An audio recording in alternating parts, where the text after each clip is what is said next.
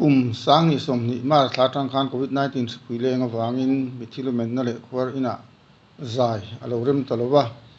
pi pu chena tanga kan lo chin to lu sun chung te nem na ta na kan kho har hla tak tak te han sak dap dap luka mi nem the hi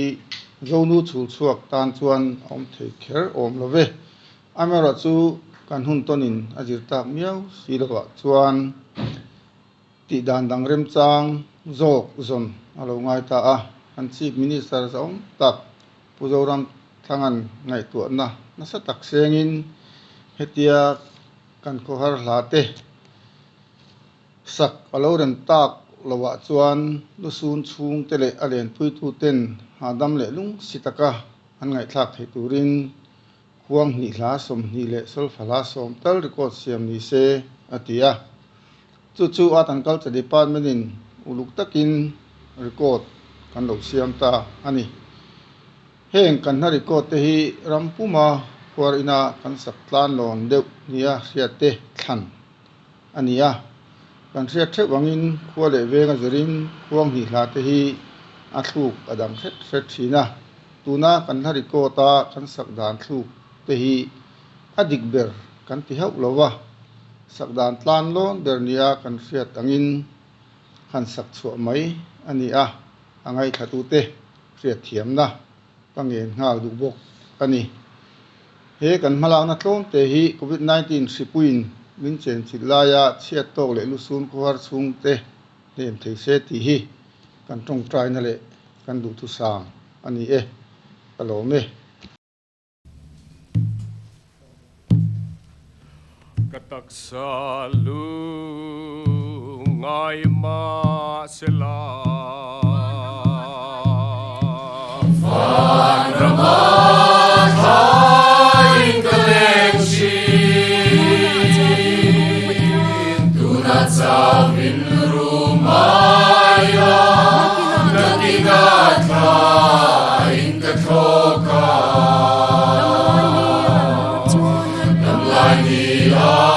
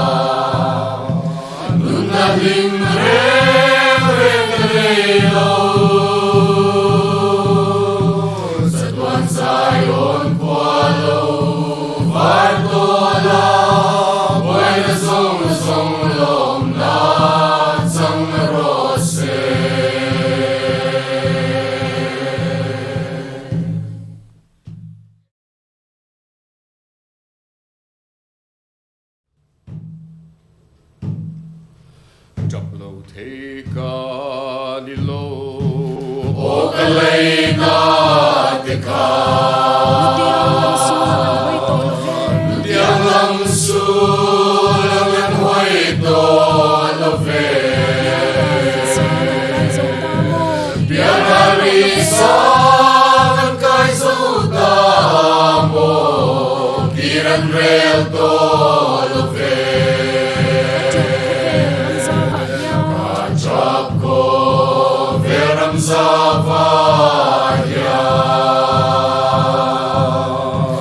Munin ram lo fan sang lung lem di hiyan Kware lutiang ngay kan ru matau le chi Ngay sang ni zong te ka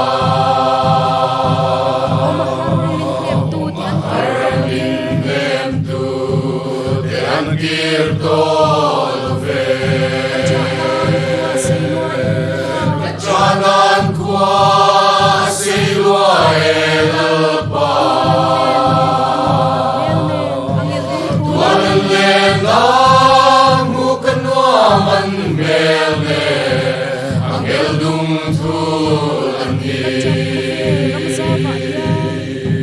Kacap ko veram zavahyan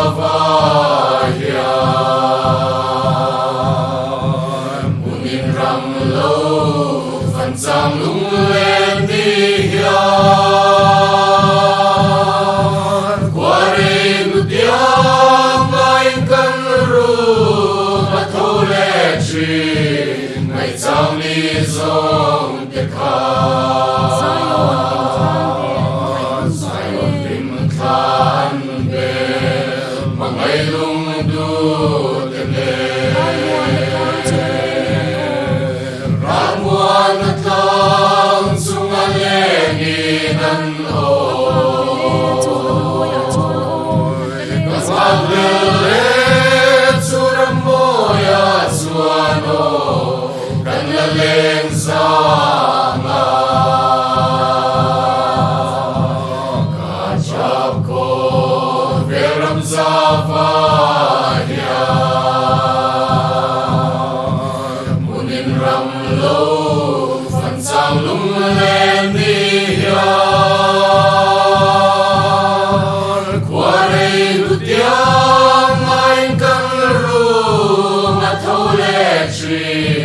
Ngay sang ni zong te ka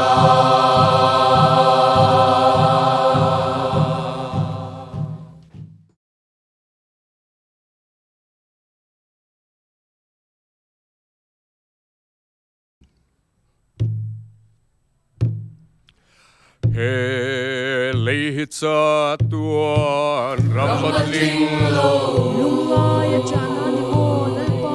Lungaya chana ani moel pa Long na ten moel liam ta Elim na para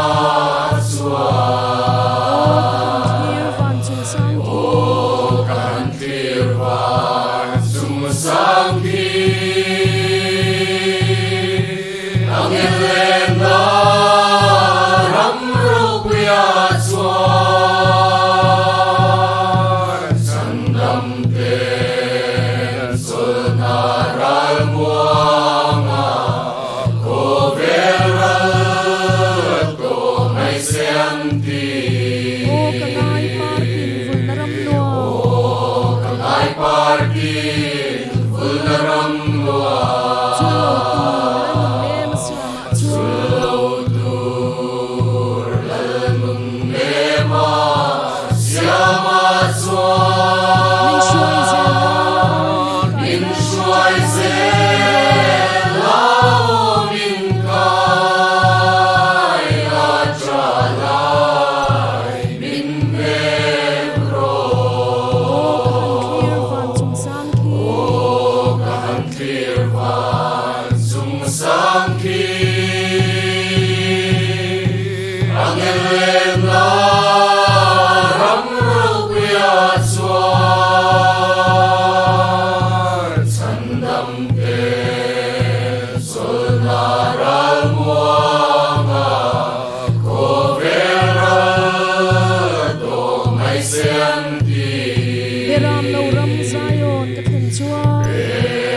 Ram no ram sai on ka ken sua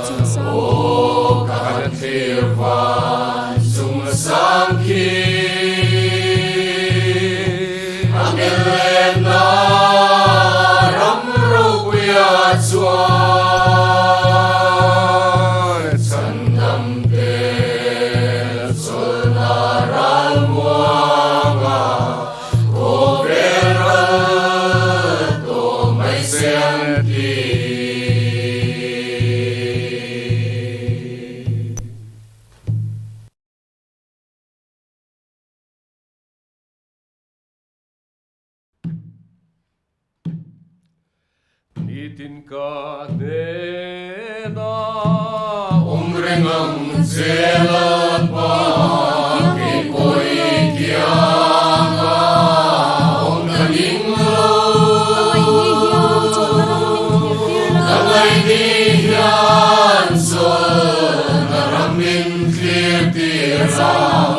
Kasay na melu ngay na tsum nuaya po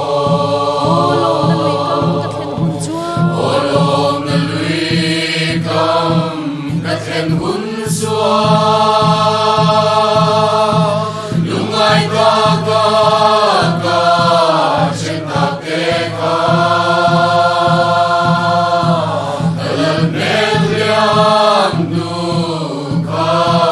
tôi puyam ta chuan van piai ral para vulre langa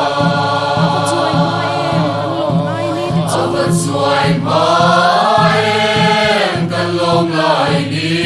ti su o kan mari lo moi am se oi na me sa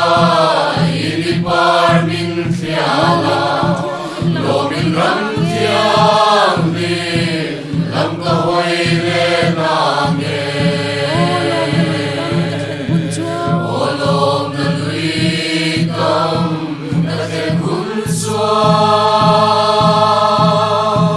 Lumay ka trên ta kê ka kalal mel liam nu ka koi puyam ta chuan van piai ral para vulre nanga manakan lom na biaran san mai la Calvaria qua avareta Zion ram duaman kong etan tie Iko bangkan sa lena kola enge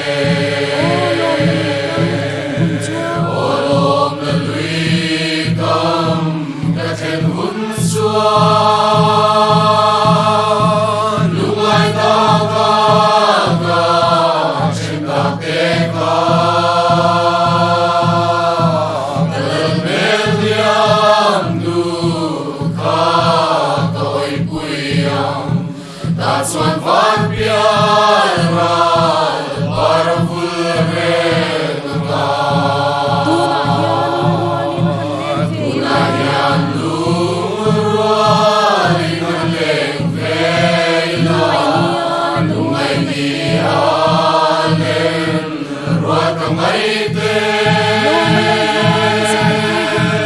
Lo malalma kasay pui hun tu su Kirzang ni hian o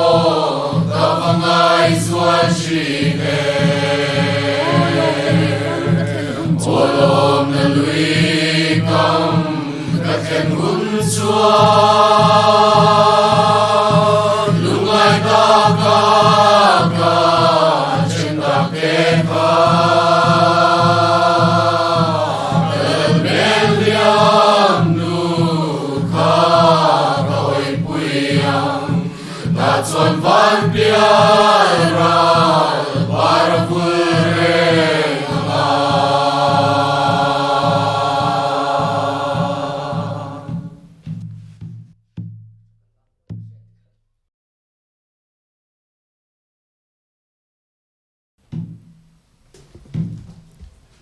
Dit langai lu Zion kopui Ai karum kachap suni tini Wano puisi Ninaleng kan sate Katan muna umven Suramaswa Kavangayem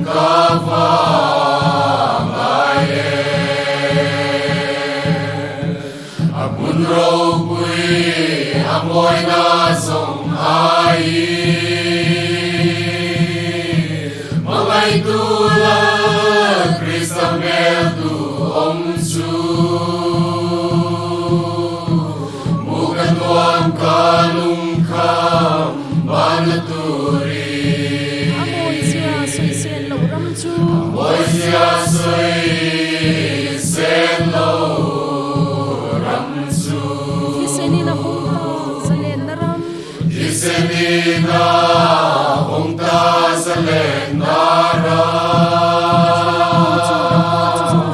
Nakarang zu ramol zu zong vela Kuvel ram zong la Zway dolani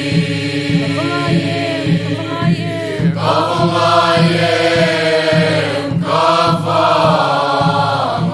Kavangayem Amun rogui Amoy na zong ai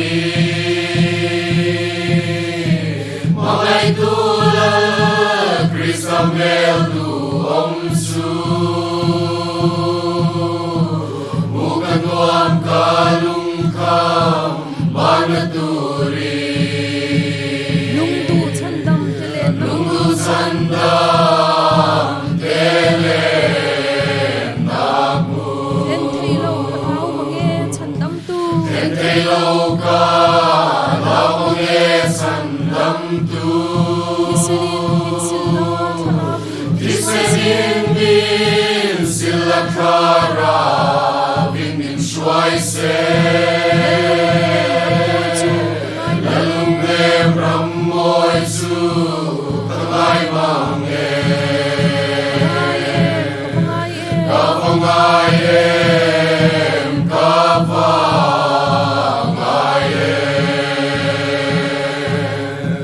Amun rogui Amoy na zong ai Mga itulang Kristamel tu omsu Mukan wam kalungkam Banaturi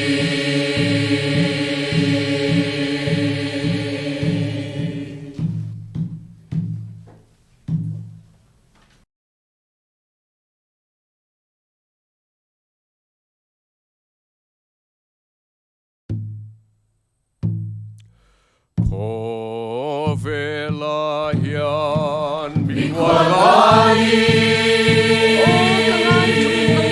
O kangay chimang Kasung tetsu Katsam sungin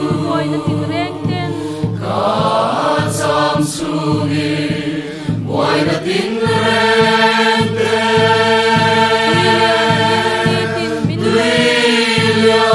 Tuilianan hindi din pinle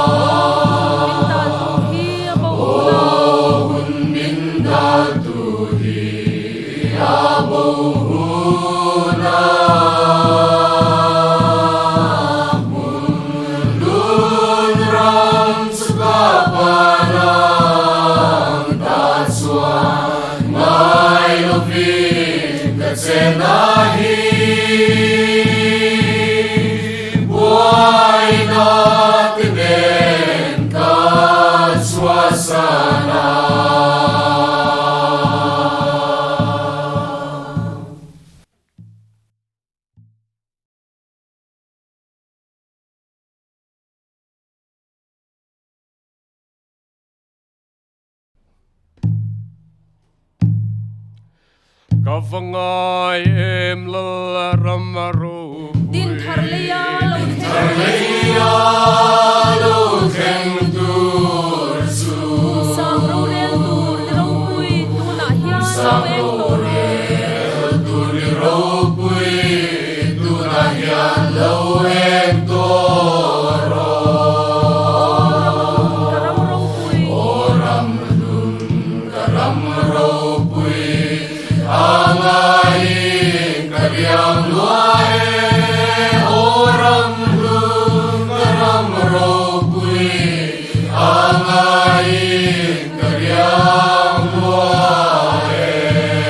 Samre nge talaram tia samre nge talaram tia ram la thula tur thang vana Zayin ka Uzelonasi Leizayona Wizota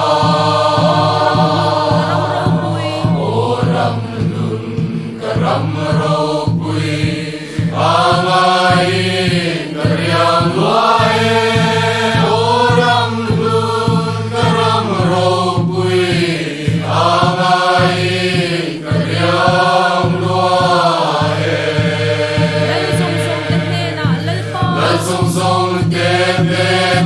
lalpa kalungay na ka sweet halo ni zong zong te te na lalpa ka ngai che ka siu halo lalpa ka ngai che ka siu halo karam ro pui oram dun karam ro pui amain karyang loae oram dun karam ro pui amain karyang loae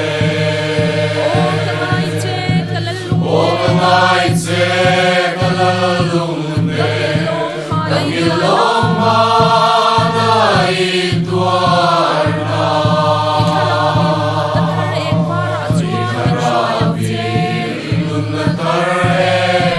para chuan in shuayam se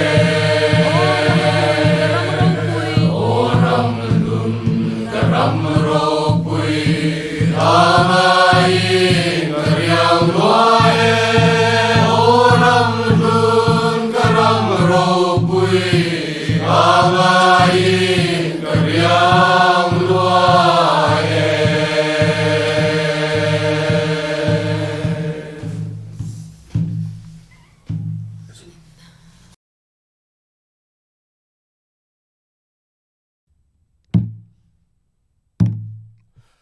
Olungay na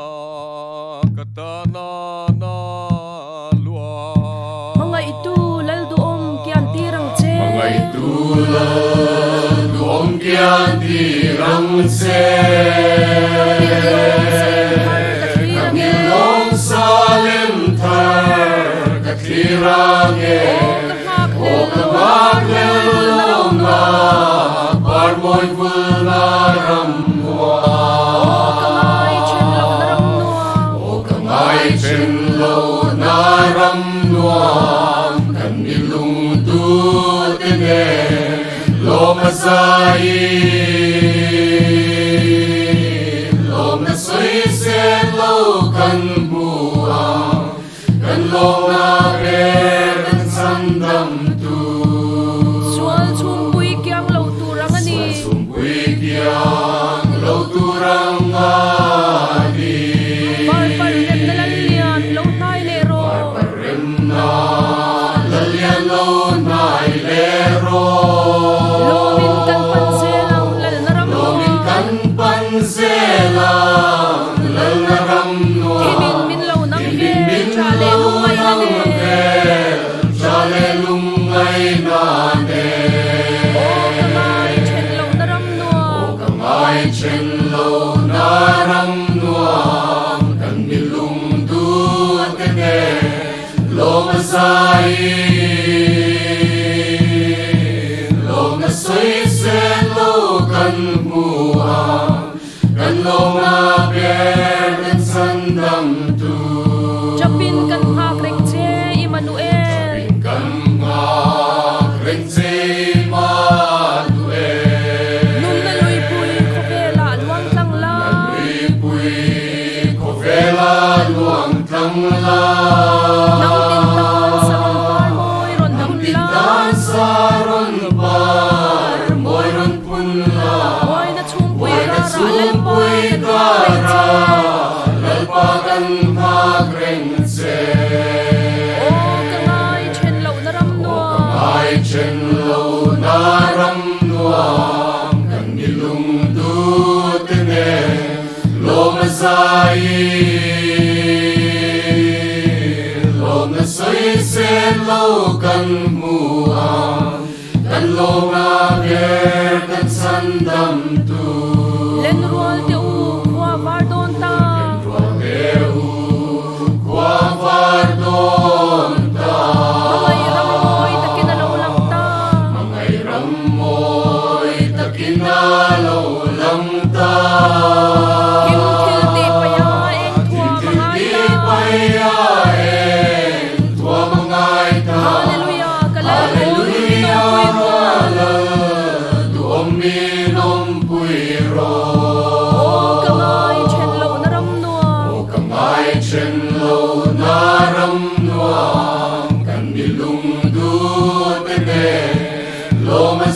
mai lo na sei se lo kan mua kan lo ma ber kan san dam tu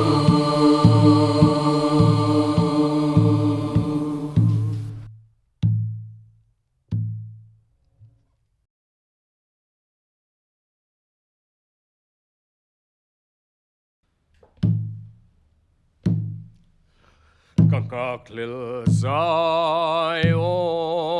Kopwita Lallen na van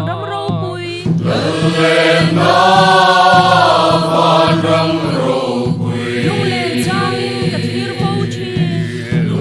Sangin kathir fo shi Leishom nu tiang soni orang tiang lim nun naram lalaram moy muka dua me kathel ma suado lalun ne Halovin min shuai zelang se Sumtiang legi tan sa Na le lumay nate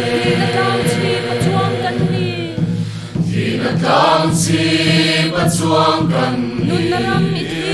Naram itirang Orang tiang lim nun naram Lalaram moy muka dua me Kathen mat suado lalun ne Halovin min shuai zelang se Lai ku veli tir deu Lumay chu mazing po chi. Lumay chu mazing fo chi Leiram bela nun thar layin. Leiram bela nun thar layin Ajab lel nun em. Ajab lel nun lema Orang tiang lim nun naram Lalaram moy bukan dua me Kathen mat suado lalun ne Halovin min shuai zelang se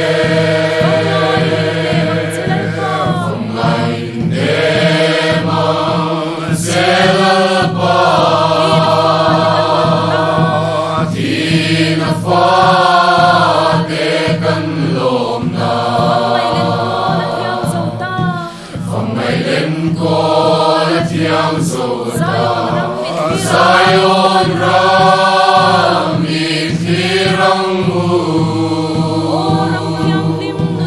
Orang tiang lim nun naram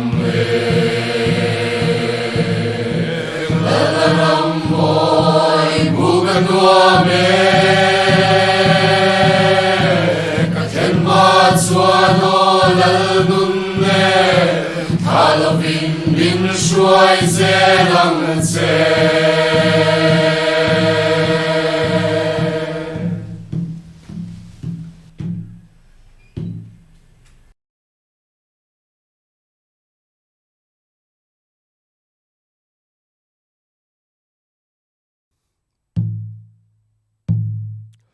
Leilal puan ro pui chu Atloma ripang par moy te po Aswai te Kandam lai ni po hi Alo la tangeya Maselal duom ni swakanei Par moy laliswa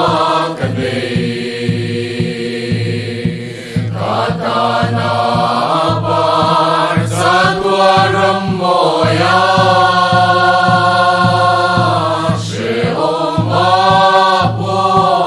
amanilom pui fova lilipar mo'y laliswa kanay Amangay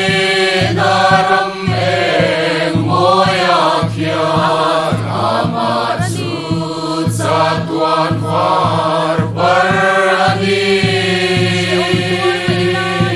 Sheom tuar maila Emi ko velanya Amatsuan minla Shwai don si Lilipar mo'y laliswa kanay Katanapar sa tuan rammoya Sheoma po amanilom pui fova Lilipar mo'y laliswa kanay Nacha pinrumri mailan Kinain kamita sinhuni Kanaulo vangkati mataminto Kamitui tetsushu fai duri Lilipar mo'y laliswa kanay Katanapar sa tuan rammoya Sheoma po amanilom pui fova Lilipar mo'y laliswa kanay Ciandu tenheko velaya Saning karil ruangui Maseka lungay lo malaka lo omhya Ifipar mo'y iswan minom pui Lilipar mo'y laliswa kanay Katanapar sa tuan rammoya